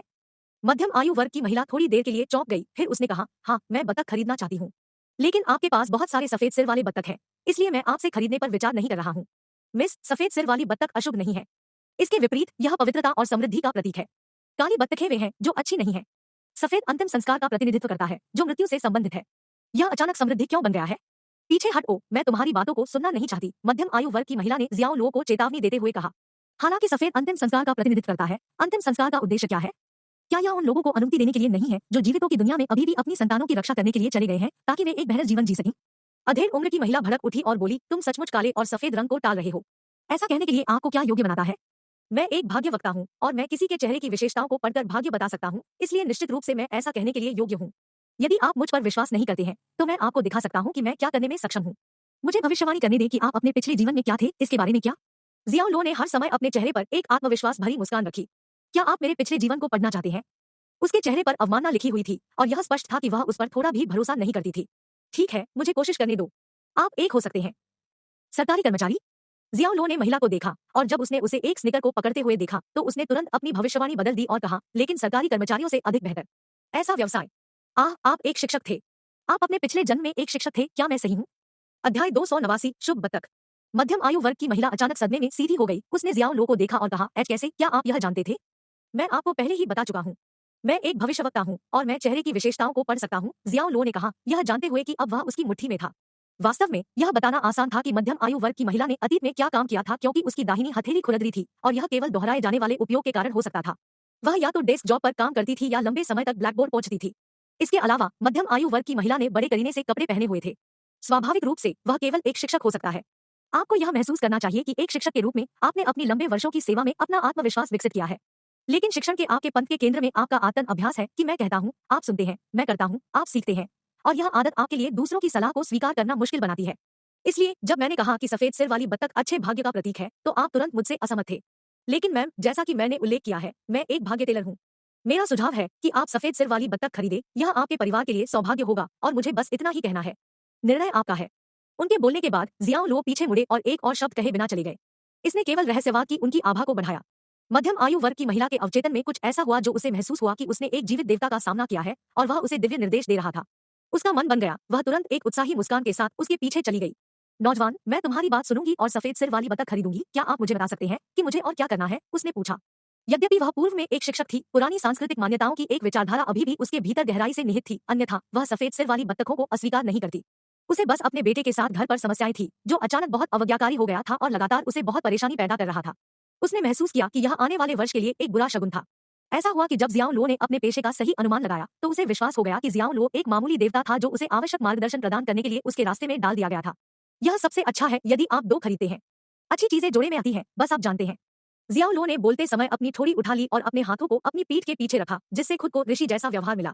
ठीक है, मैं अभी उन्हें खरीदने जाऊंगा। आपकी सलाह के लिए धन्यवाद, युवा आदमी। मध्यम आयु वर्ग की महिला पूरी तरह से आश्वस्त थी और देवताओं को उनकी दिव्य व्यवस्था के लिए आभारी थी। वह तुरंत जियाओ झिवान के पास गई और कहा, मुझे अपने दो सबसे मोटे सफेद सिर वाले बत्तख दे दो। वाह! शियाओ झिवान और हुआ हेंग के बीच तनाव बढ़ गया। वे पूरी तरह से आश्चर्यचकित थे कि वह 1 मिनट के भीतर 2 बत्तखों को बेचने में कामयाब रहा था और यह बस अविश्वसनीय था। मध्यम आयु वर्ग की महिला अब निश्चित थी कि जियाओ लो एक जीवित देवता था। 2 बत्तखों को खरीदने के बाद उसने जोर से चिल्लाना शुरू कर दिया, हर किसी से इस जगह से अपनी बत्तखों को लाने के लिए कहा। एक मध्यम आयु वर्ग का व्यक्ति जो उसके साथ बाजार गया था, जल्दबाजी में आया। उसने उत्साह से उसे अपना अनुभव सुनाया, लेकिन उसकी कहानी सुनकर उसके चेहरे पर अविश्वास की अभिव्यक्ति बह गई। यह कैसे संभव है? यह सिर्फ एक जंगली अनुमान है, इससे ज्यादा कुछ नहीं। मध्यम आयु वर्ग के व्यक्ति ने जियाओ लो की ओर इशारा करते हुए बात की। पब फ्यूचर द्वारा विज्ञापन। जियाओ लो एक मुस्कान के साथ उसके पास आया, क्या आप मुझ पर संदेह करते हैं, सर? मुझे संदेह नहीं है। मैं पूरी तरह से इस पर विश्वास नहीं करता। आप सिर्फ अपनी बत्तखों को खरीदने के लिए लोगों की आंखों में धूल झोंकने की कोशिश कर रहे हैं। अधेड़ उम्र के शख्स को लगा कि महिला के साथ धोखा हुआ है। उसने वास्तव में 2 सफेद सिर वाली बत्तख खरीदी, जो उनके रिवाज के अनुसार अत्यधिक अशुभ थी। इससे नाखुश उसने विरोध किया और एक दृश्य बनाया, आओ और यहाँ एक नजर डाले, मेरे साथी शहरवासी। यहाँ एक ठग कलाकार है और वह हमें अपनी बत्तखों को खरीदने में बेवकूफ बनाने के लिए चालबाजी का उपयोग कर रहा है। चिल्लाहट ने गली से कई लोगों को आकर्षित किया और जल्द ही जियाओ लो के स्टॉल के चारों ओर भीड़ जमा हो गई। जियाओ लो शांति से मुस्कुराया और कहा, सर, आप काफी पैसा कमाते हैं, है ना? N.OVL.B एक N। यह निश्चित है। मध्यम आयु वर्ग के व्यक्ति ने गर्व से अपनी ठोड़ी को ऊपर उठाते हुए जल्दबाजी में जवाब दिया। आपको अपनी इकाई में काम करने के लिए जाने की जरूरत नहीं है, क्या मैं सही हूँ? हाँ, सही है। आपकी बेटी की शादी हो चुकी है, क्या मैं सही हूँ? हाँ। जियाओ लो ने अपने चेहरे पर मुस्कान बनाए रखी और चुप रहते हुए हर समय उसे देख रहा था। आदमी की अभिव्यक्ति तुरंत बदल गई और उसने खुद से सोचा, उसे यह सब कैसे पता चला? भीड़ से किसी ने बेतरतीब ढंग से एक सवाल पूछा, दोस्त, आप यह कैसे जानते हैं? यह युवक एक भाग्यवक्ता है और वह चेहरे की विशेषताओं को भी पढ़ सकता है। बेशक वह सब कुछ बता सकता है। मध्यम आयु वर्ग की महिला अब एक आस्तिक थी। वह जियाओ लो की वफादार अनुयायी बन गई थी और भविष्य की भविष्यवाणी करने की उसकी क्षमता के बारे में कोई संदेह नहीं था। जियाओ लो ने सवाल उठाने वाले व्यक्ति को देखा। वह अपने 30 के दशक में था और उसके चेहरे पर एक दोस्ताना भाव था। वह मुस्कुरा रहा था और जियाओ लो के साथ जुड़ने के लिए उत्सुक लग रहा था, एक लंबे समय से खोए हुए भाई की तरह। अपने चेहरे को देखते हुए जियाओ लो ने तुरंत अपने पेशे का अनुमान लगाया। मैं बता सकता हूँ कि आप बिक्री में हैं और मुझे पता है कि आप कौन से उत्पाद बेच रहे हैं। जियाओ लो ने आदमी के चेहरे की जांच की जैसे कि वह कुछ रहस्यमय ताकतों से परामर्श कर रहा था और कहा, ऐसा लगता है कि आप कुछ बेच रहे हैं। उपयोगी है, लेकिन लोग इसके उपयोग को नहीं पहचानते हैं। हम, क्या आप बीमा बेचते हैं? अब फ्यूचर द्वारा विज्ञापन। वह आदमी स्तब्ध रह गया। उसे एहसास नहीं था कि जियाओ लो वास्तव में पूछ रहा था और अपने पेशे को नहीं बता रहा था, लेकिन उसने तुरंत एनिमेटेड रूप से सिर हिलाया और चिल्लाया, हाँ मेरे भाई, आप वास्तव में अद्भुत है। मैं वास्तव में बीमा बेचता हूँ। पूरी गली विस्मय की उत्साहित सुगबुगाहट से गूंज रही थी। एक या दो अनुमानों को सही करना अभी भी शुद्ध भाग्य माना जा सकता है, लेकिन 3 सही होने पर निश्चित रूप से इस आदमी की क्षमता के बारे में कुछ खास होना चाहिए। जियाओ लो ने 2 अन्य पुरुषों के पेशे का सही अनुमान लगाने के बाद हर कोई आश्वस्त था कि जियाओ लो भाग्य बताने और चेहरे पढ़ने में सक्षम था। अलौकिक और आध्यात्मिक मामलों में उलझना ग्रामीण लोगों के लिए जन्मजात विश्वास था। इस समय हर कोई जियाओ लो को नए सम्मान के साथ देख रहा था, खासकर मध्यम आयु वर्ग की महिला। उसके लिए वह एक जीवित देवता की उपस्थिति में थी। वह बस अद्भुत था। वह वास्तव में हर किसी के चेहरे को पढ़कर उसके पेशे को दिव्य बना सकता था। बेशक कोई नहीं जानता था कि जियाओ लो मनोविज्ञान और सूक्ष्म अभिव्यक्ति अवलोकन कौशल का उपयोग कर रहा था जो उसने सिस्टम से खरीदा था। जवाब उनकी आंखों के भीतर रखे गए थे क्योंकि आंख आत्मा की खिड़की थी। इस खिड़की के माध्यम से ज्ञान वाले लोग किसी की भी आत्मा में छेद कर सकते हैं। जब जियाओ लो अपने व्यवसायों का अनुमान लगा रहा था तो वह तुरंत जवाब पर नहीं पहुंचा। उन्होंने सूक्ष्म प्रश्नों के साथ धीरे धीरे उनकी प्रतिक्रियाओं का परीक्षण किया और एक बार जब उन्हें सही मिल गया तो उनके सूक्ष्म भावों में संबंधित परिवर्तन उनके चेहरे पर दिखाई देंगे। मेरे साथी नगरवासी, आओ और हमारी बत्तखों को खरीदो। वे इतने बड़े और मोटे हो जाते हैं क्योंकि वे शुभ बतख है कि मैंने खुद को आशीर्वाद दिया है। हाँ, वे उच्च गुणवत्ता वाले बतख हैं और उच्च कीमत पर बेचे जाते हैं। नए साल के लिए अपने आप को इन शुभ बत्तखों को प्राप्त करें और आपका अगला वर्ष समृद्ध होने के लिए बाध्य है। शुभ बत्तखों का मांस स्वादिष्ट है, उन्हें खाओ और आपके स्वास्थ्य में सुधार होगा, आपकी इच्छाएं पूरी होंगी और आपके परिवार में हर कोई सुरक्षित होगा। अच्छा कहा, हमें तुम पर भरोसा है नौजवान। मुझे 2 नहीं 4 दे दो। जियाओ लो द्वारा बोले गए हर शब्द का पालन करते हुए खरीदार लगभग समाधि में थे। प्रोवेंडर के साथ खिलाए गए पूरी तरह से परिपक्व बतख अब शुभ बतख बन गए थे जो नए साल के शुभ प्रतीकवाद को पूरा करते थे, सिर्फ सर्वज्ञात जीवित देवता के शब्द से। इन बत्तखों की बिक्री को घुंडाला कैसे कहा जा सकता है जब उन्होंने खरीदारों को विश्वास और मन की शांति की भावना दी कि उनके अपने परिवार आगे एक प्रचुर वर्ष का आनंद लेंगे। जियाओ लो द्वारा बोले गए हर शब्द का पालन करते हुए खरीदार लगभग समाधि में थे। प्रोवेंडर के साथ खिलाए गए पूरी तरह से परिपक्व बतख अब शुभ बतख बन गए थे जो नए साल के शुभ प्रतीकवाद को पूरा करते थे, सिर्फ सर्वज्ञात जीवित देवता के शब्द से। इन बत्तखों की बिक्री को घुंडाला कैसे कहा जा सकता है जब उन्होंने खरीदारों को विश्वास और मन की शांति की भावना दी कि उनके अपने परिवार आगे एक प्रचुर वर्ष का आनंद लेंगे। हर कोई जियाओ झिवान के बत्तखों को अपने लिए खरीदने की कोशिश कर रहा था और सभी 50 बत्तख पलक झपकते ही बिक गए। कई खरीदार जिन्हें शुभ बतख खरीदने का मौका नहीं मिला वे छोड़ने के लिए अनिच्छुक थे, लेकिन एक बार जब उन्हें आश्वासन दिया गया कि अगले दिन और अधिक उपलब्ध होंगे तो वे आराम से अपने दिल के साथ चले गए। शियाओ झिवान और हुआ हेंग बिकवाली से हैरान थे। शियाओ लो को आधे घंटे का समय दिया गया था लेकिन उन्होंने 15 मिनट के भीतर सभी 50 बत्तखों को बेच दिया। अगर उन्हें अपनी जेब में पैसे की मोटी गड्डियां महसूस नहीं होती तो वे कभी विश्वास नहीं करते कि यह असली था। आज की तेज बिक्री अब तक की सबसे अच्छी थी। बेटा तुम बहुत अद्भुत हो। हुआ हेंग इतनी रोमांचित थी कि वह खुद को रोक नहीं सकी और उसे कसकर गले लगाने के लिए जियाओ लो की ओर दौड़ी। फिर अपना सिर घुमाते हुए और जियाओ झिवान की ओर गर्व से देखते हुए उसने कहा, झिवान क्या आप पहचानते हैं कि आपका बेटा अब की तुलना में बेहतर और अधिक सक्षम है? मुझे करना है, भले ही मैं नहीं चाहता, लेकिन जियाओ झिवान ने अपनी टिप्पणी पर हंसते हुए कहा, फिर अपने चेहरे पर एक संतुष्ट मुस्कान के साथ आ भरी और कहा, वह मेरा बेटा है। यह स्वर्ग का नियम है कि एक बेटा अपने पिता से बेहतर हो। एक पुरानी कहावत को उद्धृत करते हुए उन्होंने अपनी गरिमा को बरकरार रखते हुए उनकी टिप्पणी को नजरअंदाज कर दिया। अध्याय 290 सीकोंग वेदी। श्री जियाओ लो बतख बेचने में अच्छे हैं। जी सींग ने अपनी डायरी में एक और प्रविष्टि की। जब से वह जियाओ लो के गांव पहुंची उसकी डायरी अब प्रविष्टियों से भरी हुई थी जिसमें जियाओ लो की दैनिक गतिविधियों के हर मिनट के विवरण थे। उसने कुछ भी अनदेखा नहीं किया और यहाँ तक कि सांसारिक गतिविधियों को भी नोट किया, जैसे कि जियाओ लो को क्या खाना पसंद था या वह किस तरह के टीवी कार्यक्रमों को पसंद करता था। उसने जो कुछ भी देखा उसे नोट करने के बाद उसने बाद में समय की अनुमति मिलने पर उन्हें सारांशित करने की आदत बना ली। उसका उद्देश्य जियाओ लो की दैनिक आदतों को समझना था और यह देखना था कि क्या वह अपनी अनूठी शक्तियों के रहस्यों को उजागर करने के लिए किसी भी सुराग या सुराग की खोज कर सकती है। यह निश्चित रूप से अजीब होता अगर जियाओ लो को पता चला होता कि वह अपनी दैनिक गतिविधियों का विस्तृत रिकॉर्ड ले रही थी। नए साल की पूर्व संध्या पर पटाखों के शोरगुल के साथ सुबह एक जीवंत मामला था। इस सुबह लो गांव के लोगों की परंपरा थी कि वे सीकांग तीर्थ की मुख्य वेदी पर अपना प्रसाद प्रस्तुत करें। चिकन का बलिदान प्रसाद, धूप जलाना, पटाखे जलाना और सोना, एक सींगों की गड़गड़ाहट ने माहौल को हमेशा के लिए इतना उत्सवपूर्ण बना दिया। सीकोंग लो गांव के एक उल्लेखनीय बुजुर्ग थे जिन्होंने अपने समय के दौरान गांव के शमन के रूप में कार्य किया था और सीकांग श्राइन उनके सम्मान में बनाया गया एक स्मारक था। और जहां तक गांव की परंपराएं गई यह बराबर था, अगर जियाओ कबीले के पैतृक मंदिर से भी अधिक महत्वपूर्ण नहीं था। स्थानीय लोक कथाओं के अनुसार सीकोंग के पास रहस्यमय शक्तियां थी और वह फुलू तावीज और दिव्य पानी तैयार करने में माहिर था। यह भी कहा गया था कि वह तलवारों और भालों के प्रति असुरक्षित था और आग या डूबने के आगे नहीं झुकेगा। अतीत में एक बार युद्ध छिड़ गया था और जियाओ कबीले के पुरुषों द्वारा दिव्य जल का सेवन करने के बाद उनकी लड़ाई की क्षमता बेजोड़ थी। युद्ध में उनकी बहादुरी और कौशल को बढ़ाया गया था, जबकि भाले मारना और ब्लेड काटना उनके शरीर में प्रवेश नहीं कर सकता था। दुश्मन भयभीत हो गया और आतंक और अव्यवस्था में चला गया, सभी दिशाओं में भाग गया और इस तरह उन्होंने लो गांव की भूमि का बचाव किया। फुलू और दिव्य जल तैयार करने की सीकोंग की क्षमता पीढ़ियों से चली आ रही थी और उसका उत्तराधिकारी जियाओ क्वानलिन के नाम से एक बूढ़ा आदमी था। वह अब लो गांव का शमन था और यह अभी भी गांव में हर अंतिम संस्कार और शादी में आमंत्रित किए जाने की प्रथा थी। आज तक यहाँ तक कि जब ग्रामीणों के गले में मछली की हड्डियां फंस जाती थी तब भी वे जियाओ क्वानलिन से फुलू का अनुरोध करते थे और इसे पीते थे। अपवाद के बिना मछली की हड्डियों को फुल्लू को निगलने पर हटा दिया जाएगा और पेट में अनिर्हित रूप से फ्लश किया जाएगा। यह एक अकेला मामला नहीं था, कई मामले सामने आए थे और फिर भी किसी को भी वैज्ञानिक रूप से समझाया नहीं जा सकता था। स्थानीय लोगों का मानना था कि चमत्कार सीकोंग की आत्मा की अभिव्यक्ति थी। यह ग्रामीणों की समस्याओं को ठीक करने और हल करने में सीकोंग श्राइन के लंबे इतिहास के कारण था कि इसने उनके दिलों में अपनी जगह सुरक्षित कर ली थी। फिर दिव्य जल था जिसे 7 सप्ताह के लिए सील करने से पहले फ्लू और चिकन के रक्त की राख के साथ मिश्रित पहाड़ी झरने के पानी के साथ तैयार किया गया था। इस पवित्र जल को एक विशाल लकड़ी के बैरल में संग्रहित किया गया था और मंदिर के सबसे भीतरी हिस्से में रखा गया था। बैरल को एक लॉक के साथ सुरक्षित किया गया था और इसकी चाबी बूढ़े आदमी जियाओ क्वानरेन ने खुद रखी थी। दिव्य जल झरने के पानी की तरह स्पष्ट था और यहाँ तक कि एक ताजा सुगंध भी देता था। हर दूसरे महीने के 15वें दिन वेदी प्रसाद प्राप्त करने के लिए खुली होगी। मंदिर गांव के लोगों से भरा होगा जो दिव्य जल का उपभोग करने, बीमारी के खिलाफ प्रतिरक्षा के लिए प्रार्थना करने और दीर्घायु के साथ आशीर्वाद प्राप्त करने के लिए आते हैं। आज लोग किस समय दिव्य जल पी सकेंगे? जियाओ लो से इसके अद्वितीय गुणों के बारे में जानने के बाद जी सीन दिव्य जल की कोशिश करने के लिए बहुत उत्सुक और लालसा थी। अब फ्यूचर द्वारा विज्ञापन। जियाओ लो ने अपना चाय का प्याला नीचे रखा और उसे चढ़ाते हुए देखा। क्या आप दिव्य जल भी पीना चाहते हैं? उसने कहा। हाँ, यह यहाँ लंबे समय से चली आ रही परंपरा है, इसलिए मैं इसका अनुभव करना चाहूंगा। जी सीन ने अपना सिर हिलाते हुए जवाब दिया, फिर कहा, क्या आप इसे भी नहीं पीना चाहते हैं, श्री जियाओ? जियाओ लो मुस्कुराया और कहा, नहीं, मैंने इसे बहुत बड़ा किया है। इसका कोई विशेष स्वाद नहीं है, इसका स्वाद सादे पानी की तरह ही होता है। लेकिन अगर आप इसे पीना चाहते हैं तो मैं आपको आज रात के खाने के बाद वेदी पर ले जा सकता हूँ। कौन जानता है, आपको इसका स्वाद लेने का मौका मिल सकता है। चूंकि उनके पास वैसे भी घर पर करने के लिए कुछ भी नहीं था, इसलिए लोग गांव के रीति रिवाजों से खुद को परिचित करने के लिए अपने संपर्क अधिकारी को ले जाना एक अच्छा विचार लग रहा था। ठीक है। जी सीन को अचानक लगा कि जियाओ लो ने बड़े होने पर उस सभी दिव्य जल का सेवन करने से अपना कौशल और शक्ति हासिल कर ली होगी। अब उसे खुद में से कुछ पीने की कोशिश करने का आग्रह महसूस हुआ। रात के खाने पर जियाओ लो की दादी ने उन्हें बताया कि चाची ताओक्सियू का बेटा जियाओ पिंग गांव लौट आया था। जियाओ पिंग के लिए चीजें बहुत अच्छी तरह से नहीं चली थी क्योंकि उन्होंने और उनकी पत्नी ने जो कपड़े का व्यवसाय शुरू किया था उसे नुकसान हुआ था और उनके पास कुछ भी नहीं बचा था। उन्होंने अपनी $100,000 की पूंजी खो दी, लेकिन इसके शीर्ष पर उन्होंने व्यवसाय को किनारे करने के लिए ऋण शार्क से भी उधार लिया और अब $1 और $200,000 का बकाया है। चाची ताओक्सियू का परिवार एक कम आय वाला घर था और उनकी आय का प्राथमिक स्रोत पूरी तरह से चाची ताओक्सियू और उनके पति जियाओ यूफू पर निर्भर था, जो सीमेंट मिलाते थे और अन्य ग्रामीणों के लिए घर बनाने के लिए ईंटों का ढेर लगाते थे। जियाओ पिंग के पास पहले से ही अपने 3 बच्चों की देखभाल करने का बोझ था और उनके व्यवसाय की विफलता निस्संदेह उनके परिवार के लिए चीजों को बदतर बना देगी। शियाओ लो की दादी ने कहा, पिंग और उनका परिवार पहले शियाओ क्यूडोंग के घर गया था। किस कारण से? जियाओ लो ने पूछा। पैसे उधार लेने के लिए, मुझे लगता है, उसकी दादी ने विलाप करते हुए कहा। वे अपनी सारी बचत निकालने के बाद भी केवल $80,000 के साथ आ सके।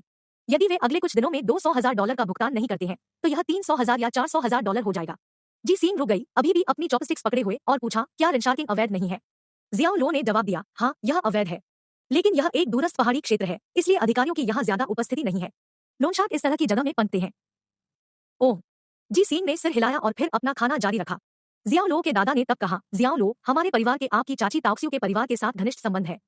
पिंग के परदादा और आपके परदादा खून से भाई है। वर्षों से चाची ताओक्सियू भी आपकी दादी और मेरी देखभाल कर रही है। यदि आप मदद कर सकते हैं तो ऐसा करें, ठीक है? मम्मा, मुझे यह मिल गया, दादाजी, जियाओ लो ने मुस्कुराते हुए जवाब दिया। अब फ्यूचर द्वारा विज्ञापन। उस रात ठीक 8 बजे सीकोंग श्राइन में जीवन भर आया। गोंग, ढोल और झांझ के शोर के बीच यह जगह आगंतुकों से खचाखच भरी हुई थी और पटाखे जलाए जाने की विशिष्ट खबर आ रही थी। मंदिर के प्रवेश द्वार के सामने अलाव जलाया गया, जिससे घटना का रहस्यमय माहौल और बढ़ गया। शहर से बाहर लौटे कई युवा उत्सव में शामिल हुए और बैल के सींग और शंख के सींग बजाए। वेदी के सामने धूप और मोमबत्तियां जलाई जा रही थी और लोग पूजा में घुटने टेक रहे थे। जियाओ लो और जी सीन की उपस्थिति ने तुरंत सभी का ध्यान आकर्षित किया। जियाओ लो, आपकी प्रेमिका भी आपके साथ है। जल्दी करो, अपनी प्रेमिका को लाओ और एक साथ सीकोंग से प्रार्थना करो। वह लो विलेज की भावी बहू बनने जा रही है। हाँ हाँ, भीड़ ने उत्साह से कहा। ठीक है, जियो लो ने एक मुस्कान के साथ जवाब दिया। मोमबत्ती से जलाई गई वेदी की झिलमिलाती चमक के नीचे जी सीन के गालों ने एक लाल रंग की छाया ले ली, जिससे उसे एक आकर्षक ब्लश मिला, जैसे कोई कई पेय पीने के बाद बह गया हो। उसने एक गहरी जिज्ञासा के साथ सीकोंग वेदी को देखा। इमारत अपने आप में प्राचीन थी, इसके 2 स्तंभ समय के उतार चढ़ाव को खत्म करने के संकेत दिखाते थे। गोंग और झांझ की लयबद्ध थाप ने हवा भर दी और बूढ़े शमन जियाओ क्वानरेन ताओवादी मंत्रों का पाठ करते हुए अपने हाथों में एक जलते हुए कागज के ताबीज के साथ हवा में फुल्लू प्रतीकों को खींच रहे थे। यह सदियों से अनगिनत बार किया गया एक पुराना पारंपरिक समारोह था और उसने जो देखा उसे ऐसा महसूस हुआ कि उसे प्राचीन काल में वापस ले जाया गया था। इस पल में फंसी हुई वह निश्चित रूप से अनजान थी कि लो विलेज के कई युवा लोग घूम रहे थे। उसकी सुंदरता ने उन सभी को जियाओ लो से कुछ हद तक ईर्ष्या की, जियाओ क्यूडोंग से ज्यादा कुछ नहीं। जब उन्होंने जी सीन पर नजर डाली तो वह यह सोचने से खुद को रोक नहीं सके कि वह फिल्मों में उन महिला प्रमुख अभिनेत्रियों से कैसे मिलती जुलती है। दूसरी ओर उनकी पत्नी ली होंगलियन ने दुर्भाग्य से प्रसव के बाद अपने लुक का ख्याल नहीं रखा था और अब उन्होंने जो कुछ भी देखा वह एक अजीब और मोटापे से ग्रस्त महिला थी जिसे उन्होंने घर पर रखा था। जी सीन से उसकी तुलना करने से वह उदास महसूस कर रहा था। लो। गोल मुस्कुराते हुए चेहरे के साथ एक युवक आया और धीरे से जियाओ लो की छाती पर मुक्का मारा। उन्होंने कहा, वाह जियाओ लो, आपने खुद को इतनी सुंदर प्रेमिका पाया। यह शियाओ पिंग था। वह जियाओ लो से केवल 2 साल बड़े थे। हालांकि 3 बच्चे होने का तनाव उनके झुर्रीदार चेहरे पर दिखाई दिया, जिससे उनके चेहरे में कुछ साल जुड़ गए। पिंग। शियाओ लो ने उनका अभिवादन किया। यह देखते हुए कि वह उदास नहीं दिख रहा था, उसने माना कि जियाओ क्यूडोंग ने उसे पैसे उधार दिए थे। क्या तुम मुझे अपनी प्रेमिका से नहीं मिलवाओगे? आपको पता होना चाहिए कि इस गांव के सभी एकल पुरुष आपसे ईर्ष्या करते हैं, जियाओ पिंग ने एक मुस्कुराहट के साथ कहा। हाँ हाँ, स्टॉप टीजिंग मी। जियाओ लो ने एक मुस्कान को मजबूर किया। एक अर्थ में इच्छा थी कि यह सच था, लेकिन दुर्भाग्य से वह और जी सीन केवल सहयोगी थे। उन्होंने जियोपिंग और जी सिंह का विधिवत परिचय कराया। मिस जी लो गांव में आपका स्वागत है और मुझे आशा है कि आप यहाँ अपने प्रवास का आनंद लेंगे। मैं आपको यह बताने के लिए इस अवसर का उपयोग करता हूँ कि जियाओ लो एक अच्छा, ईमानदार और समर्पित व्यक्ति है। वह बिना किसी संदेह के हमारे गांव में सबसे उत्कृष्ट व्यक्ति है, जियाओ पिंग ने कहा। अहम। जब जियाओ पिंग ने बोलना समाप्त किया था, एक हल्की खांसी ने उनका ध्यान आकर्षित किया। शियाओ क्यूडोंग ने कदम रखा। फुटनोट 1 सोना चीनी डबल रीड सीन।